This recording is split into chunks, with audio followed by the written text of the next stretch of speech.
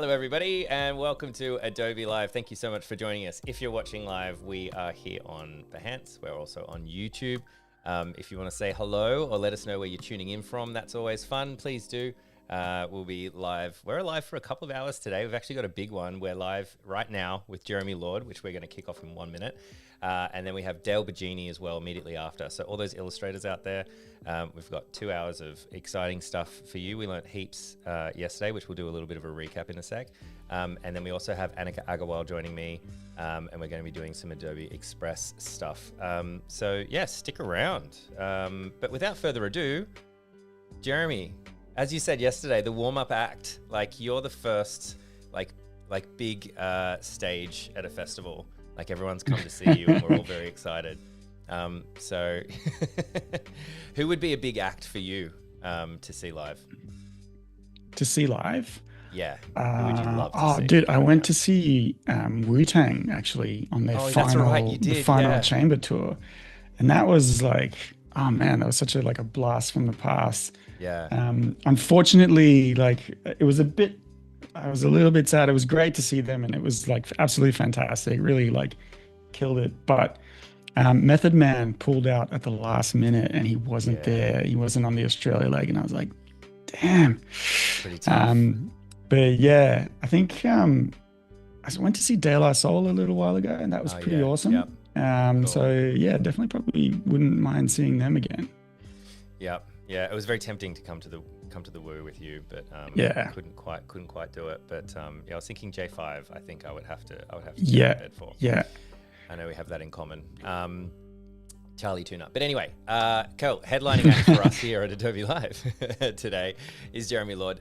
This is kind of a part 2. Like we're continuing on from some stuff that you did with us yesterday. So we'll jump into a recap. Don't worry if you missed it. We'll do a quick little recap. If you want to dive into the whole video, I've included a link down the bottom for this episode. We've got Johanna looking after us in chat. Again, if you've got any questions or comments or whatever, let us know. We're getting towards the end of the week here in Australia. So let's have a fun stream. Which feels good. It's Thursday. But let's switch over to your screen here, Jeremy. Do you want to give us a bit of a recap? Yeah, so what you're seeing now in Photoshop is kind of where we ended up yesterday. We went through kind of a process of, first of all, getting some kind of photographic reference for these dudes. So making kind of like a bit of a brief for myself. Whoops, sorry about that. That's the wrong one. There we go. Here we go. So we had a little bit of a kind of a brief with some inspiration. I'm trying to get something a little bit more kind of like dynamic, little bit of a hint of kind of comic book vibe in there, and trying to get all 3 kind of main characters in there in that kind of final triple duel kind of thing. We looked as well at some kind of basic principles of, general kind of concept, poster design, and some of the principles of graphic design in general. And then we got straight into kind of getting some concept sketches down of kind of compositions of posters. We also did this really fun thing that I thought I'd kind of bring up again. So I had these concept sketches of these kind of reference images from the movie, and then I liquefied them to kind of caricaturize them and stylize them. And that is what I then use to create my concept sketches for these. And that's just kind of like a little bit of a step in between sort of, if you're not keen to get it realistic, you can kind of do this little trick of kind of stylizing these already from a photograph, and then you can kind of sketch them up. So we ended up there and we had a few kind of different variations of the poster. So we had this one, we looked at this one as well, and kind of trying to get this idea of like 3 frames with the 3 headshots and working into this kind of comic book style. But this is where we ended up. And one of the things I think that we can kind of start talking about today is, where do we place the type? Often I feel like with these sorts of designs, people really focus in on, getting that sketch in, and sometimes you kind of forget about putting the type in there. You're just kind of all consumed, especially as an illustrator, consumed with this idea of like, oh, I got to get the type in, I got to get the sketches in and kind of the concept, and you forget about the type, and then you can be left in this weird position where you've got a really awesome illustration, but then you kind of just like, where does the type go? Does it go here? Does it go there? Kind of And so shoehorning it in. a little bit, yeah. And I think the big issue with that is you want to be able to use those elements. So type, image, and shape of any kind of design, especially a kind of a poster design, you want to be able to use all three of those in a kind of dynamic way. And when you use your illustration and then you place a type in later, your illustration isn't sort of custom made to fit the type into it. And so you're just trying to, like you said, shoehorn it in. And you get this kind of not great link in between the two. And I feel like this is what's kind of happening with this illustration here. There's this kind of thing where it's like, there is a bit of room for the type, but we could play around with this, and it's kind of, it's maybe detrimental to the illustrations, or the illustrations and the type kind of conflicting with each other. And so what I've kind of looked at is, all right, let's take this concept, which is one of the inspirations that I had originally of this like type used as a clipping mask to put the illustration within. And then you're kind of hitting two birds with one stone.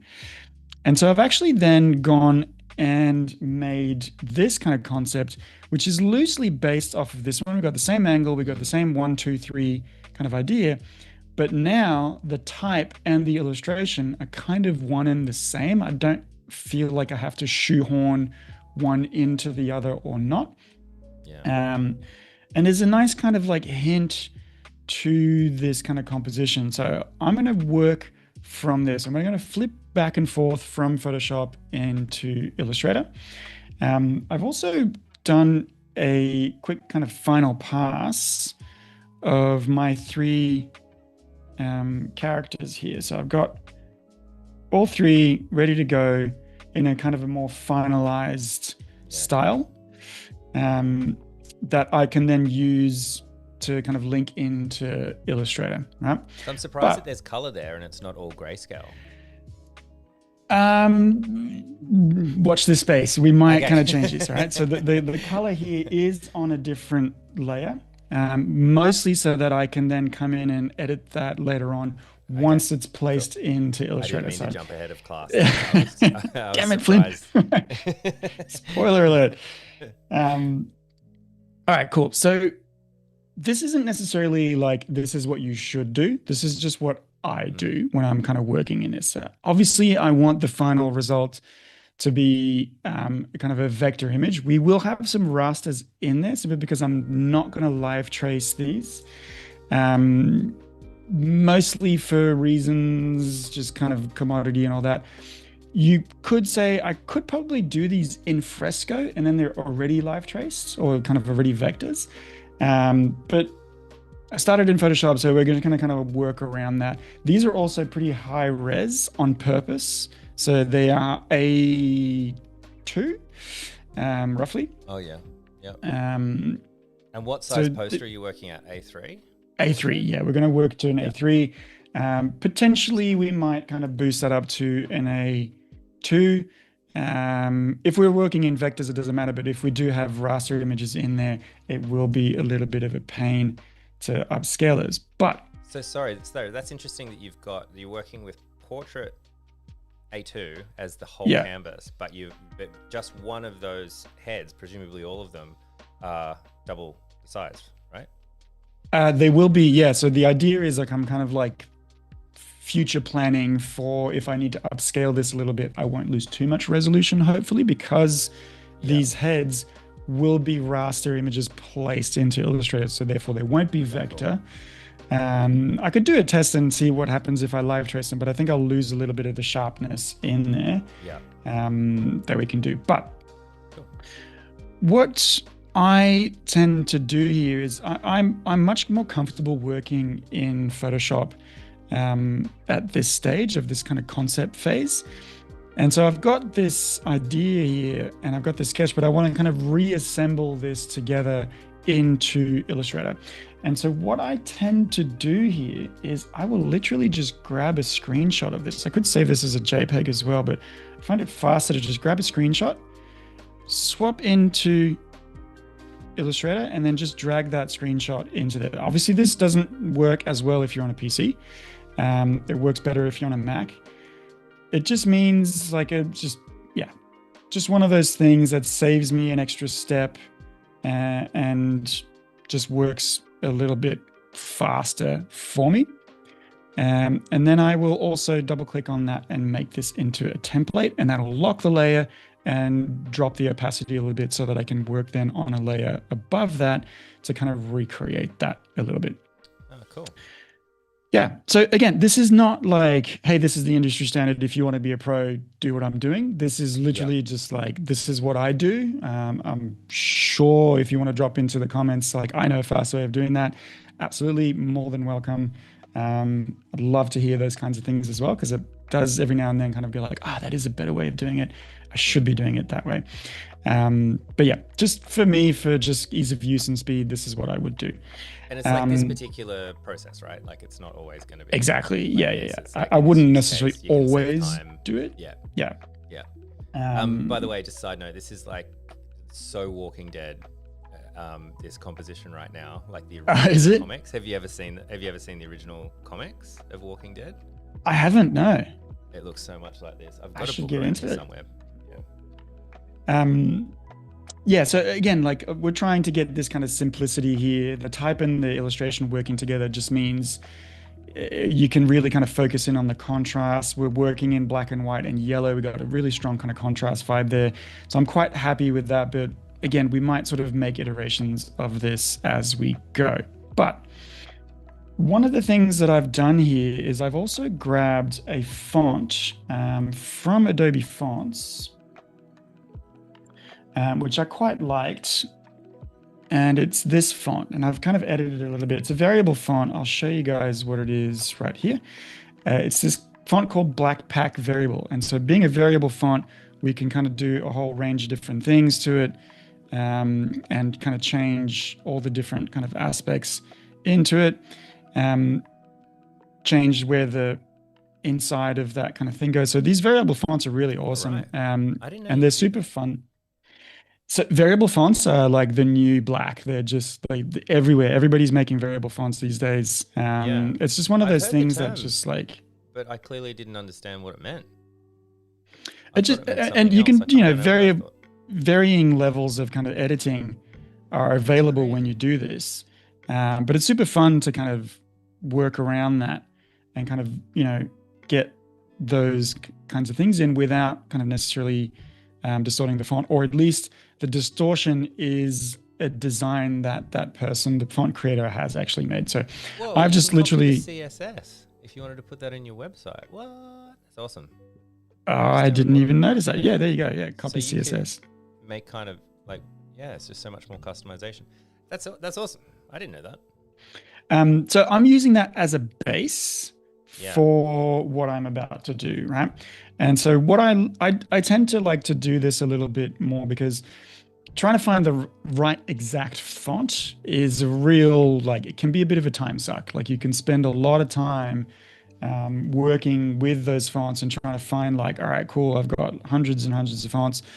We covered this, I think, in a recent stream where I just drag and drop them straight into my folder. I don't install them, so they don't go in a font book. So my fonts are horribly classified and organized. Again, don't do what I do. This is just my way of doing it. But be that as it may, trying to find exactly the right fonts, like, oh, this is good, but it's like, it's maybe a little bit too square, or it's not round, like whatever. So I like to use this as a base and then work with my own kind of design. So I'm just going to grab that and I'm going to hide this guy, and I'm going to make a new layer, and I'm going to use this as just a basic template. And I'm just going to go to my pen tool, and I'm just going to make a little bit of a font here and just kind of edit that. I'm loosely kind of sketching over this, but just getting a little bit more texture, a little bit more kind of customization to what I'm trying to do. into there. And that's just going to give me that little bit of kind of like grunge to it. Um, and just means like potentially if, if you're working with a client, you can kind of claim to have kind of customized the font to their requirements. And it just means a little bit more kind of availability of work. We can kind of edit these things a little bit too, so both O's aren't exactly the same. Just a little bit more kind of control available there. Totally. I mean, it's like the cardinal sin, right, of having of the letters the same. Like, I don't know about you, but I always try to spot it straight away. I'm like, did someone make this from scratch, or is that a font? It's literally, like, oh, they're exactly the same. That's just a font. Literally, the first thing you do whenever you have like a word that has repeating letters is you look at it, and if you get that kind of thing, you'll know, okay, well, that's clearly a font and not a custom design piece. So I kind of like to do it this way. It obviously takes a little bit more time, but as you can see, I can really start to kind of customize things, and particularly because I'm going to be putting an illustration inside of these, having that sort of like I can control the counter here or the punch out of the O means I can see the illustration inside a little bit more kind of accurately. You can make so I'm just going to clash with, the features in there. Like, maybe you, in this particular case, you really want people to be able to see the cigarette, so you can kind of move it accordingly. Yeah, that's exactly right. And so I'm just going to speed this up a little bit. Obviously, like I'm going to get rid of some of the textures in here and all that kind of stuff, but I don't want to spend too long kind of showing you guys this, because this is literally just now a bit of like a time thing where I would just take the time to make this kind of font the way that I need to. There we go. Nice. And then we're let's just kind of copy this one, and then we can quickly get to the rest of this, and we can duplicate and get into the actual kind of design process behind this. Whoa. Sometimes I would do this in Photoshop with the polygon lasso tool, just because it allows me a little bit more kind of freedom. But then it becomes another process of like, cool, great, I got to live trace this then, and it's a bit of a pain in the butt. So yeah, in this instance, let's just call this a vector for this one rather than Illustrator. And because I'm using relatively simple shapes, I can do this pretty quickly. I just realized, as you said, lasso tool, remember how you sent the artwork over, but I had to kind of edit it a little bit to get it into the thumbnail, the YouTube thumbnail. I was in Photoshop and I was like, what is the best way to mimic the background shapes and just do what you're doing here, but in Photoshop? And I was like, where's the pen tool? And I use the pen tool, but then you have to go like pen tool, then select, and then paint, bucket it in, and then like all that. And I was like, this is so clunky. So I ended up just deleting what I did and then doing it in Illustrator. Yeah. Because I just didn't think of the lasso tool. Well, and like the lasso tool is really awesome if you're kind of using like this illustration that was kind of like the genesis of this. All these shapes are done just in Photoshop with the lasso tool. It just gives it a certain style. It forces you to work in a certain way that I quite enjoy, because it's this kind of like blocky stuff, and it's a little bit reminiscent of the style that I like to work with, which is this kind of comic book cell shaded style, because you're working strictly with flat colors. Yeah.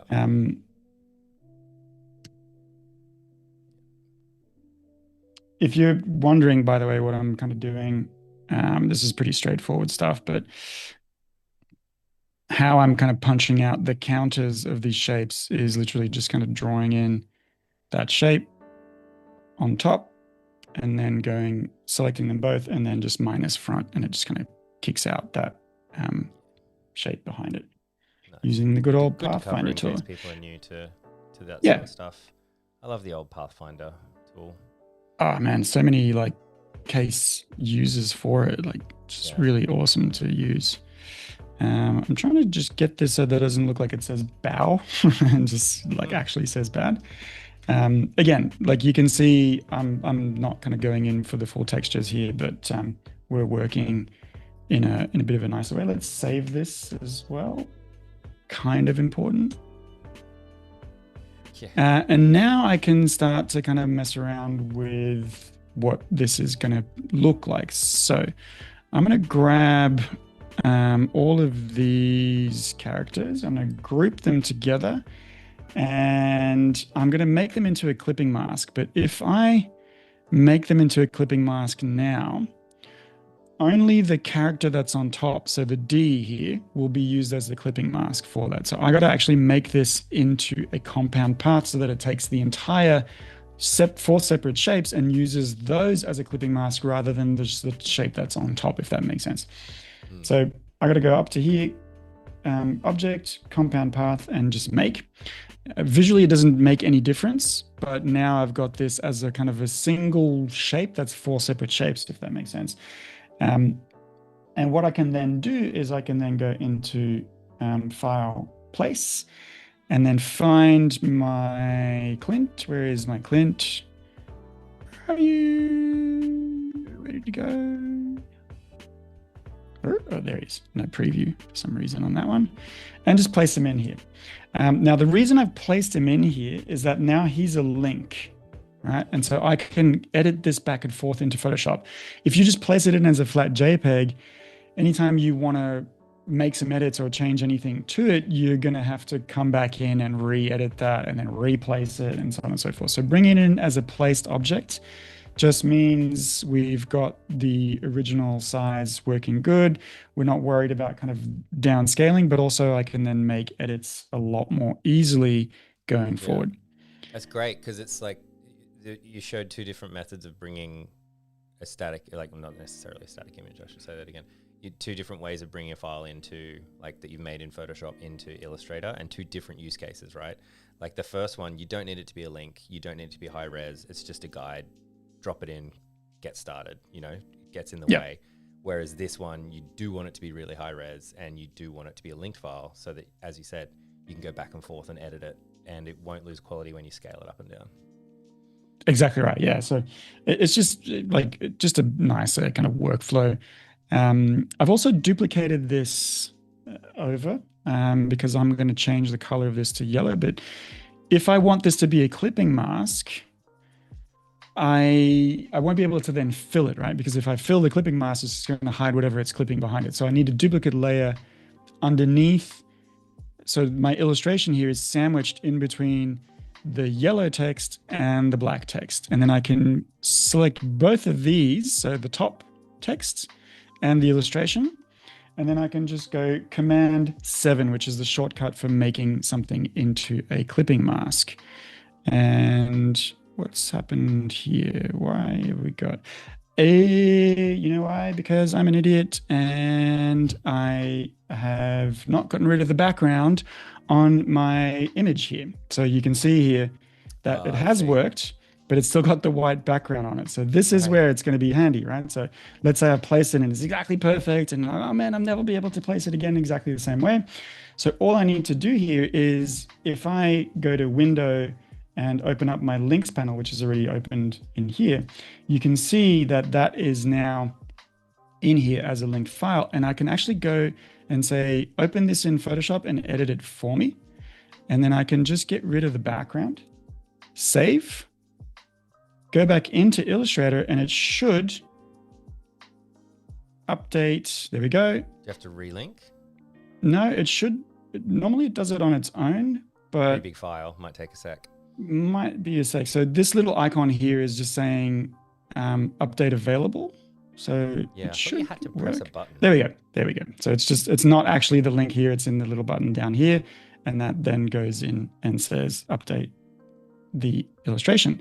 And so there we go. We've got our Clint Eastwood here nicely clipped into this type. I can move him around independently from the text. I can resize him. I won't lose any resolution because it's a linked file and it came in bigger than what I'm using it. So if I started going bigger than what the linked file originally was, obviously I'll start to lose resolution.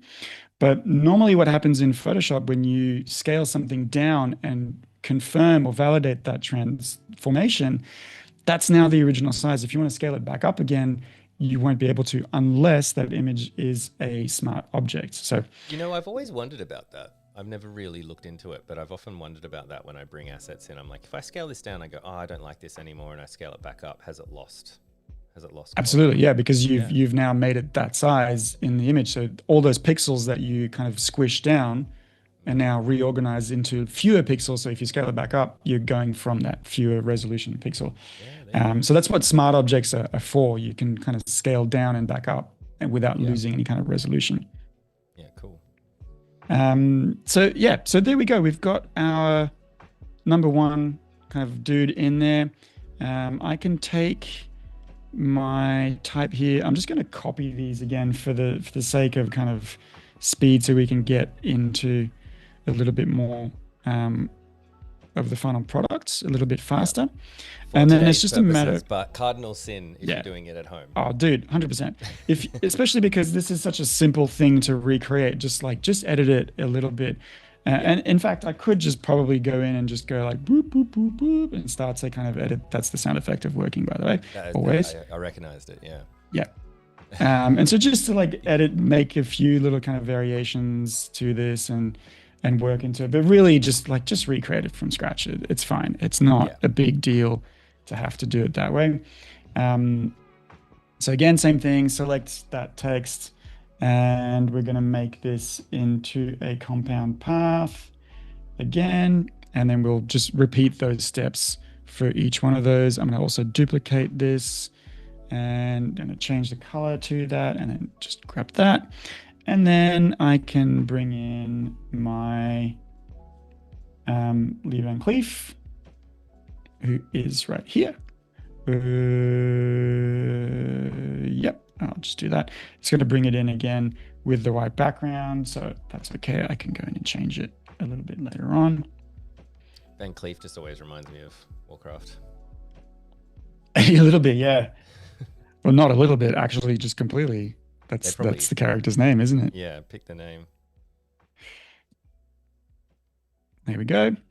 And so now we've got that link as well over here, and I can just go in Photoshop, save it, go back into Illustrator, and it updates. So interestingly, this time it gave me a little prompt and it automatically updated it on its own. So that was a bit of an interesting one. So I kind of want to have him be a little bit kind of further away. So I might just move Clint back a little bit. And I need to make sure, there we go, that I'm working kind of correctly. I don't want them one on top of each other like that. I want them a little bit kind of at odds in the composition. But now I'm also kind of like stuck because Clint's eye is right on the middle there, which is where potentially I could come in and say, I'm going to lock that so I don't select it, and just move this in a little bit more, or edit it so that I can kind of fit that kind of composition a little bit more cleanly inside. So it's just nice to be able to do this in that way every time you kind of do it. Yeah, it's great. It's like nothing's set in stone and you can edit things quickly. Like once you get down to this point, you're not having to, I don't know, recreate things from scratch, or you're not kind of like, oh no, I'm going to have to go back to the drawing and change things around or whatever. You can do everything here. You'll notice as well that I'm putting these on separate layers, mostly because for clipping mask purposes. I need to have these be on kind of their own layers, otherwise clipping mask gets a little bit kind of funky, or it makes a bit of a mess in your layers. So I've just done that for just kind of clarity's sake for my own brain, but you don't necessarily need to do that. Yeah.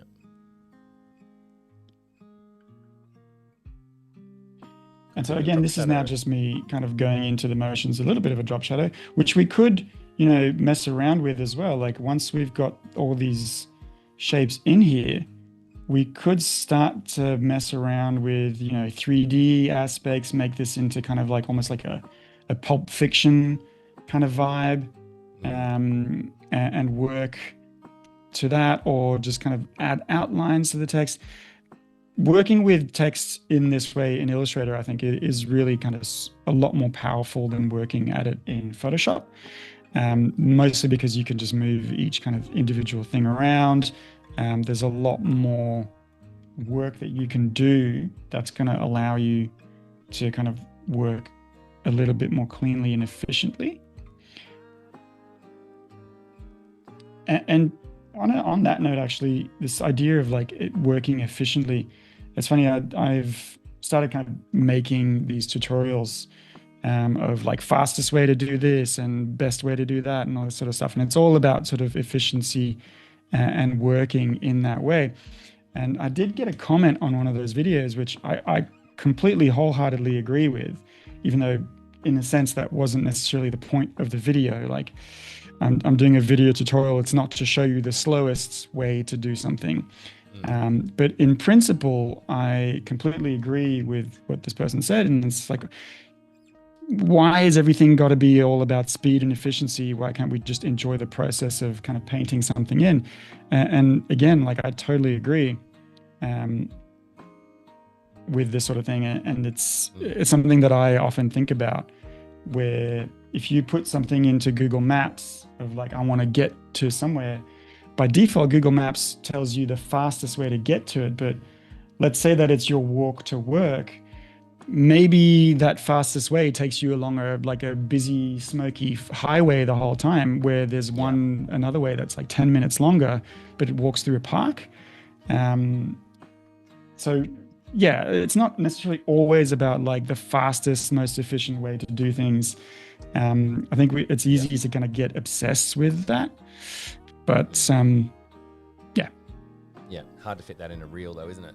But yeah, hard to fit it in a reel. And also for client work, it's like, well, no, you're sorry, you're on a deadline, you got to do this as fast as possible. So yeah, come on.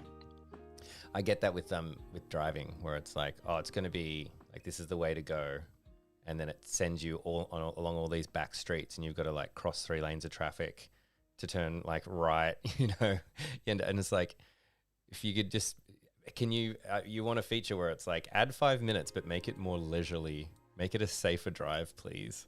Yeah, it'll be way better. Yeah, more enjoyable experience. Yeah. And I'll deal with the getting up 5 minutes earlier. That's fine. I can do that. Yeah.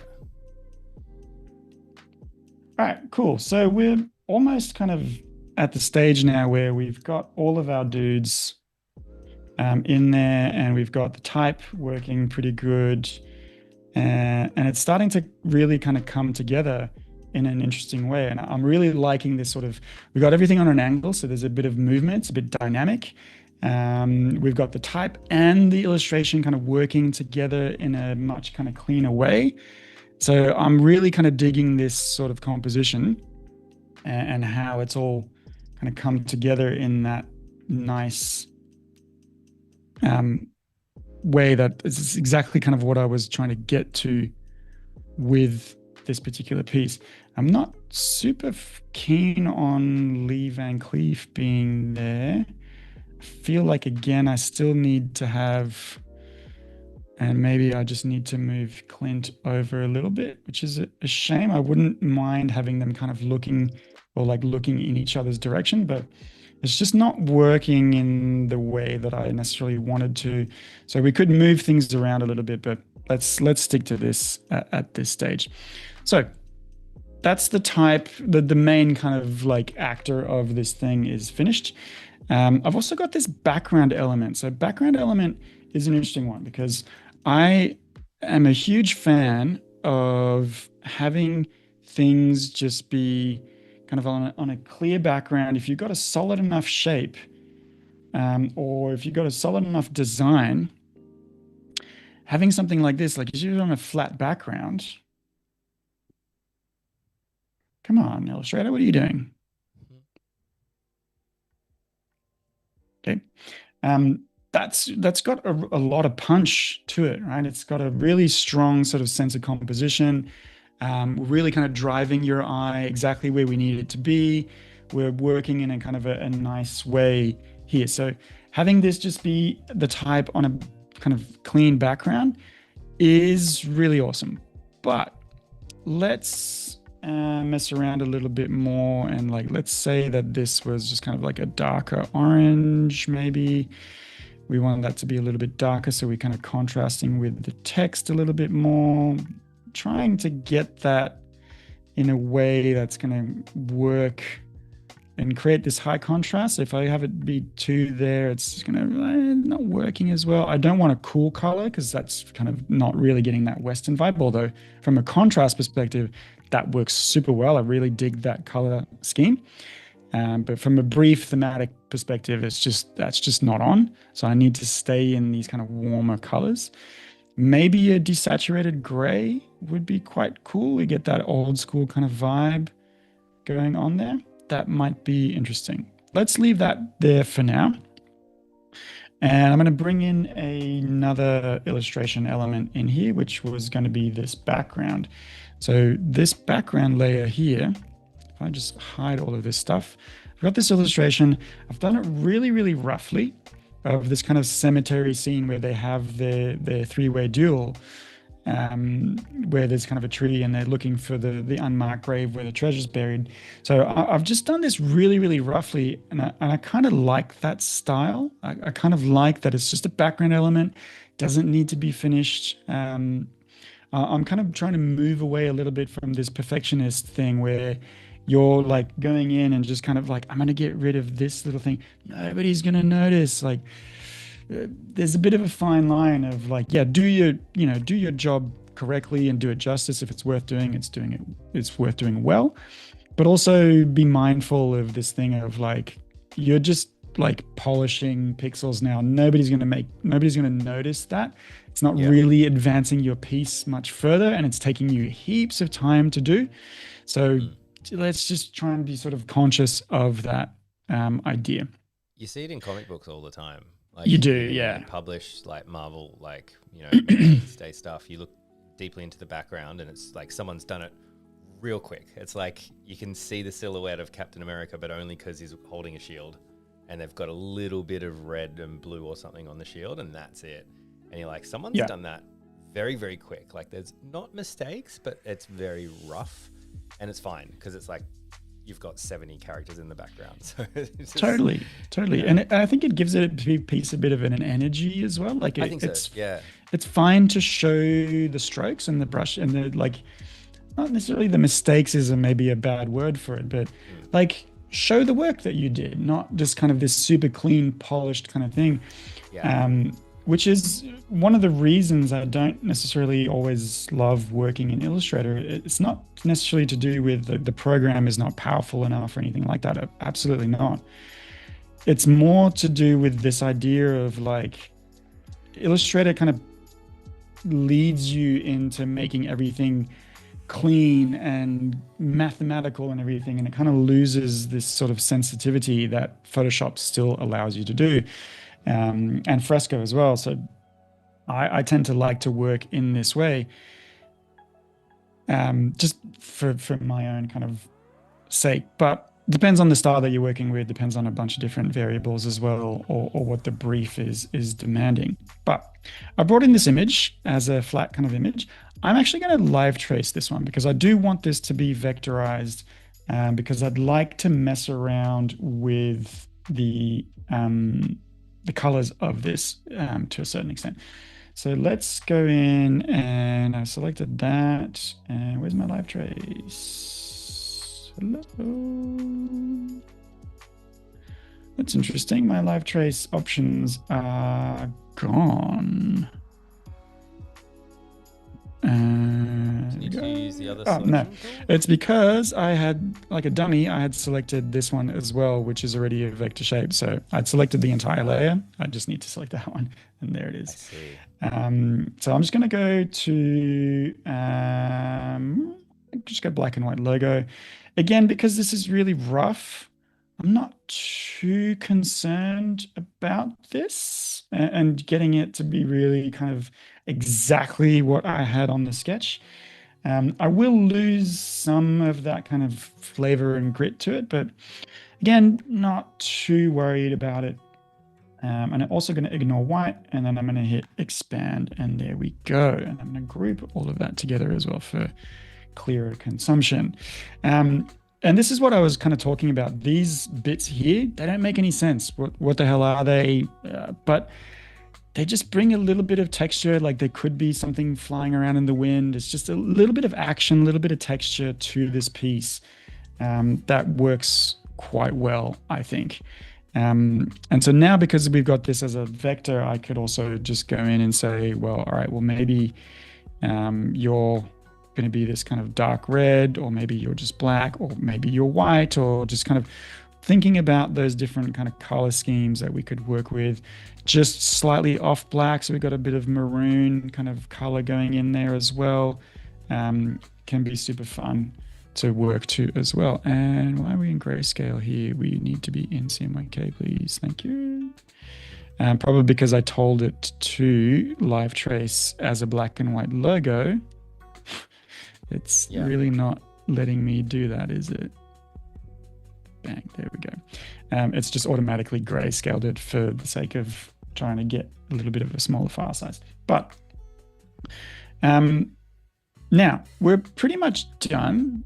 But if this, obviously this is a personal project, but we want to make it look as kind of pro as we possibly can.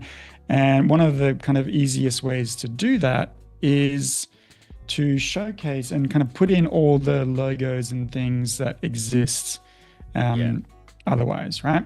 So we have got all this text already in here. I'm actually going to select all of this, and I hope this will work. It should work. We're working with movie poster condensed. So I'm going to go into my Illustrator, and I'm going to make a line of text and then just copy paste, and there we go. So we've got that is all set up, already gone. I don't need to retype it all out. I'm using this font that I downloaded, which is, like I said, called SF Movie Posters. It's literally the font that you will see at the bottom of this kind of like super condensed kind of thing. So it looks a little bit more legit. I could also play around with the setting of this. So if I want it to be smack bang in the middle of my composition, I can kind of align it into the middle. Different things that I can do here as well.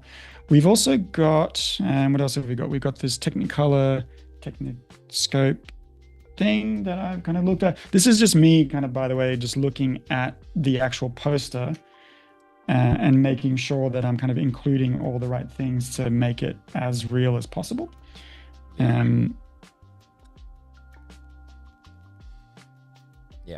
you said, like it makes it look a bit more like it was a real project. And as much as you can do that, is always the better. It's like, I remember when we were mocking up 100%. Websites and stuff, it's like you have to make sure it's in a footer. Like you have to make sure it's shown like in a browser. Like when you're trying to put things in your portfolio, like having that actual mock-up, like that kind of, if it was real and printed, what would it look like? You want to get it as close to that as possible in your portfolio and 100%. Stuff. And I think this is a tip. I give my students this tip all the time. Like if you're a post-grad student, of course, the person interviewing you and looking at your portfolio will know that you're a student, but that doesn't mean you need to remind them at every single page of like putting your student number or like, my teacher said this about this brief. Like, nobody cares about what your teacher said. It's about you. It's your portfolio, not your teacher's portfolio. And so making it kind of look a little bit more kind of live and real just gives it a little bit more kind of credibility and weight. And now we've hit kind of a little bit of a tiny little snag before we've kind of finished this is I've looked for this United Artists kind of logo online, and I've only been able to find a smaller res version of that. I'm sure that there's a vector version out there, but just for the sake of what we're kind of trying to do here, let's say that only this exists in this kind of low res, slightly pixelated kind of thing.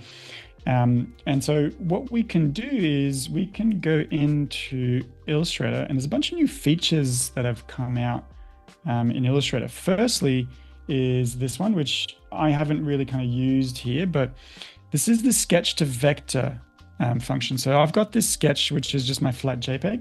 And if I go concept to vector, it'll give me a bunch of different options where it's going to vectorize that sketch. In this instance, I'm an illustrator. I'll just do this myself. Thank you. But if you're in a pinch or you're trying to kind of live trace something, or even maybe just get a starting point for this. Why are you generating again? It didn't say generate. Oh man, now I'm stuck. No. You were thinking about it, so it's I was thinking preemptively about it, and it was like, generating. you want to do Yeah, this, right? I'm ahead yeah. of you.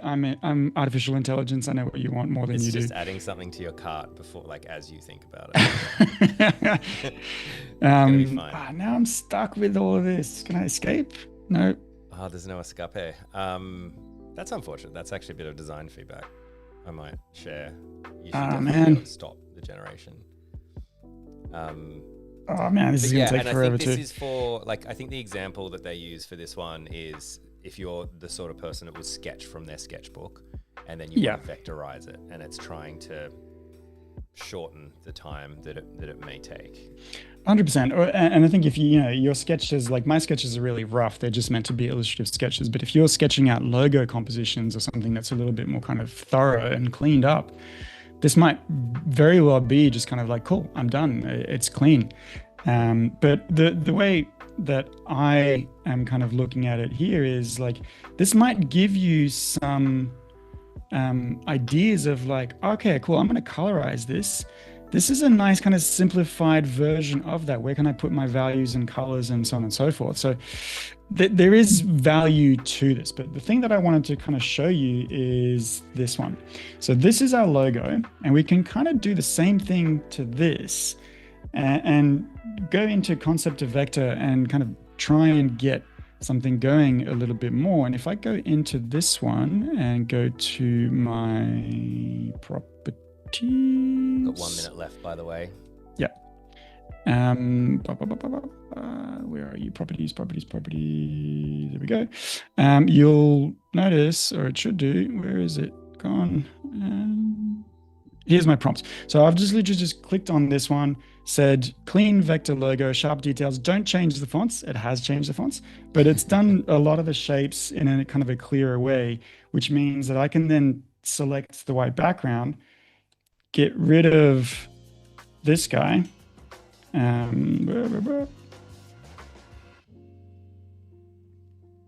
Select that, go up here, fill color, get rid of all of that. And it's not working the way I wanted to. Either way, we can then kind of place this, if let's say that this was perfect and the way that we wanted to, we're running out of time, but we can then put this into here and I can change the resolution and the colors and everything else. And we'll be kind of good to go with our kind of final poster composition. Yeah, especially at that scale, you can get away with it like a bit Yeah, more, doing the quick 100%. and dirty one.